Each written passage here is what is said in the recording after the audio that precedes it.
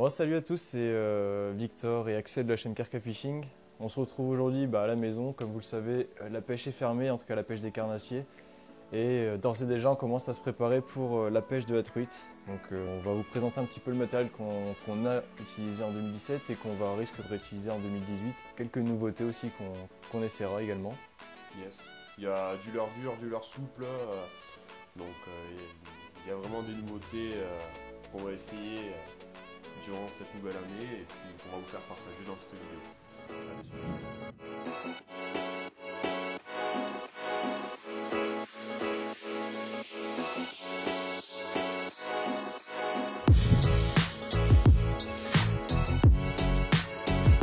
Pour commencer sur cette présentation de leurre, on va commencer avec des leurres qui brassent de l'eau, donc notamment le Spin. Donc le Spin 3 de chez Spin Addict, donc certains le connaissent certainement un petit peu, ça fait pas mal de bruit. Donc c'est un petit leurre que moi j'ai beaucoup aimé utiliser sur des petits ruisseaux, donc notamment des ruisseaux qui dépassaient pas les 1 mètre de profondeur. Et ça faisait vraiment réagir les petites truites. Voilà, quand j'avais du mal à faire du poisson, je me prenais souvent ce petit leurre et avec les vibrations que ça fait souvent sortir les poissons. Donc j'en ai que deux, donc qui ont survécu à la saison 2017. Par chance, j'ai deux coloris de cuillères différents, donc une argentée et une en or. Donc ça dépend selon la météo, donc quand c'est un petit peu mâché, etc., je vais prendre une cuillère en or. Et quand le temps est clair, je vais pêcher avec ma cuillère argentée. Donc ces petits leurres que j'ai bien aimé en tout cas pour la saison 2007 et je vais refaire une commande je pense en 2018. Je te laisse présenter la suite. Très bon leurre aussi pour la perche, notamment sur les petits ruisseaux. On sait qu'il y a de la perche qui traîne. Les perches elles en raffolent de ces petits leurres là, donc n'hésitez pas à le sortir.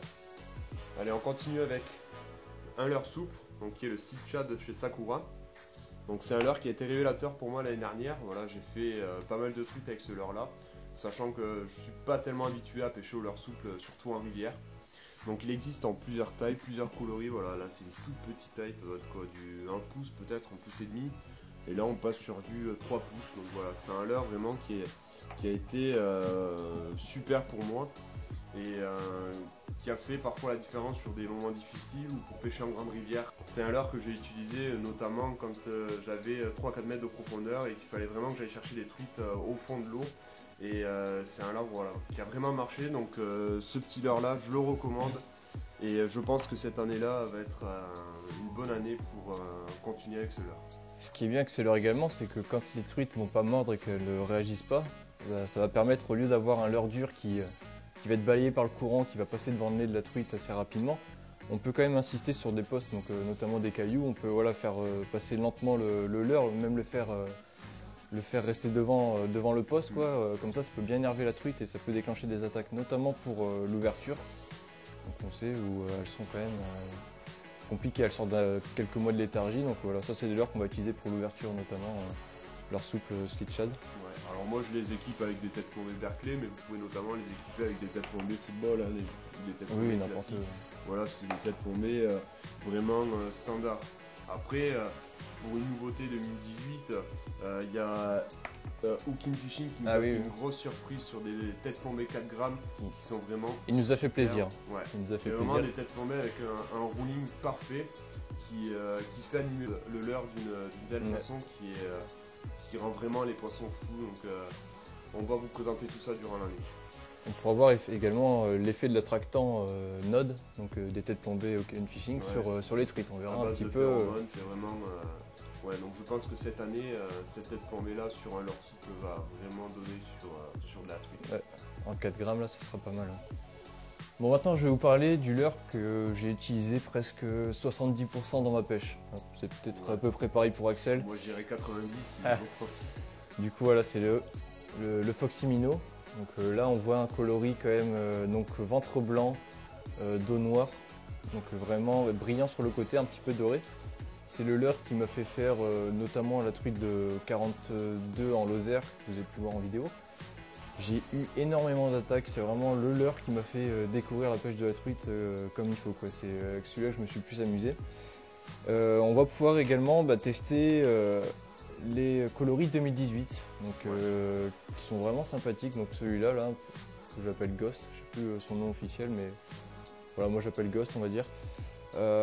Quelques coloris qui sont sympas, donc en différentes tailles. Voilà, il y a vraiment différentes tailles. C'est ce qui est bien que ce leurre. Moi, je l'ai sur toutes les tailles. Hein. Donc, je crois qu'il fait en 3 grammes. Ouais, il commence en 2,9 grammes. 2,9 grammes, voilà. Et là, pour la plus grosse taille, on est sur du 7,5 grammes, par exemple. Voilà. Donc, vraiment pour pêcher tous les postes que vous pouvez avoir. Donc, une eau à 50 cm, on va prendre une petite taille voilà, qui ne va pas très profonde. Par contre, si on tombe sur une fosse, bah, direct, on va prendre le gros leurre. Et c'est ce que j'ai fait en fin de saison. Et ça a plutôt bien payé. Vous avez pu le voir dans les dernières vidéos. Donc, voilà, du gros leurre comme ça, c'est vraiment. Ça fait un carnage. Un gros carnage tout simplement, il n'y a pas plus à dire. qu'en début de saison, on a plutôt commencé sur des petits leurres et en fin de saison, on s'est retrouvé avec des leurres de 7 cm ou 6 cm. Donc vraiment, le caractère des truites a vraiment changé en fin de saison. Donc là, cette année, peut-être on va essayer de passer sur du gros leurre en début de saison pour voir si les grosses truites vont répondre à ce niveau-là. De toute façon, l'objectif de l'année, une truite de 50 ou de 60. Ouais, ça serait au moins une grosse truite, une grosse poutre, ça serait sympa. On vous fera partager ça si ça arrive.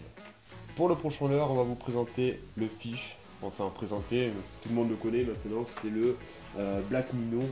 Voilà, il existe en plusieurs coloris. Donc c'est un leurre vraiment qui a une souplesse, mais qui est remarquable. Et par contre, s'il y a un petit défaut que je peux reprocher à ce leurre, c'est qu'il est très fragile. Pour continuer chez Fish, moi j'ai bien aimé pêcher cette saison avec le Powertail en 3,8 grammes. Donc petit leurre, moi je l'ai utilisé principalement dans des petits courants, vraiment pas profonds. Ça permettait vraiment de brasser de l'eau et ça m'apportait, j'étais assez étonné quand même, beaucoup de touches et beaucoup de poissons. À la base c'était un leurre que j'avais trouvé par terre. Donc j'ai la version voilà, un peu abîmée parce qu'il a bien pêché. Donc je l'ai trouvé par terre par chance, j'ai pêché avec, j'ai fait rapidement du poisson et du coup je me suis équipé d'autres Powertail et je prendrai des tailles au-dessus certainement. Voilà, donc j'ai plutôt apprécié ce leurre. Passe-partout. Ouais. Après, pour avoir testé ce leurre, c'est un leurre que j'ai pas tellement apprécié, par exemple sur des grandes rivières ou pour pêcher dans le courant, moi qui ai l'habitude de pêcher dans les courants. C'est un leurre que j'ai pas trouvé pratique pour les courants. Mais par contre, sur des rivières calmes ou sur des petites rivières, c'est un leurre vraiment qui fait la différence. Et on a pu le voir en Lozère où c'est qu'on déclenchait beaucoup plus d'attaques avec un petit leurre comme celui-là plutôt qu'avec un poisson nageur ou un leurre souple. C'est un leurre qui peut te débloquer la journée, notamment par sa taille et l'eau qu'il va dégager. Bon, pour terminer cette présentation, on va vous montrer deux petits leurres durs. Donc là, on a le Rodeuse à ma droite et le UL Crank de Rapala à gauche. Donc des leurres qui vont nous permettre de pêcher dans des fosses, notamment voilà, des fosses de 3-4 mètres de fond. Quand on essaie d'y aller avec du leurre souple, qu'on n'a pas de réponse, etc., on y va avec ce genre de leurres qui sont déjà bruiteurs, qui vont remuer plus d'eau dans l'eau et qui seront vraiment plus vifs. Donc si on a du poisson actif dans des fosses, ça devrait taper normalement assez rapidement. Donc voilà, ce n'est pas des leurres qu'on va forcément utiliser beaucoup dans la saison, mais sur certains secteurs, ça sera toujours utile de les avoir dans la boîte. Parfois on s'est retrouvé sur des secteurs où c'est qu'après un rapide, il y a beaucoup de profondeur et du coup, quand on laisse couler, alors ça peut marcher avec un leurre souple, mais quand on laisse couler un poisson nageur, le temps qui coule, etc., c'est vraiment long. Donc le fait de jeter un crankbait parfois sur ces secteurs-là, ça fait la différence. Ça va nous permettre de faire du power fishing déjà, notamment. Donc voilà, la présentation touche à sa fin. J'espère que ça vous aura aidé dans votre choix pour les leurres durant la saison 2018. Donc on se retrouve prochainement pour une nouvelle vidéo, justement pour vous expliquer les différentes techniques qu'on va aborder avec tel ou tel leurre, pourquoi on va pêcher avec ce leurre-là sur ce secteur-là. Et ensuite on se retrouvera avec vous pour préparer l'ouverture tout simplement. Allez, les gars, à la prochaine. Ciao tout le monde.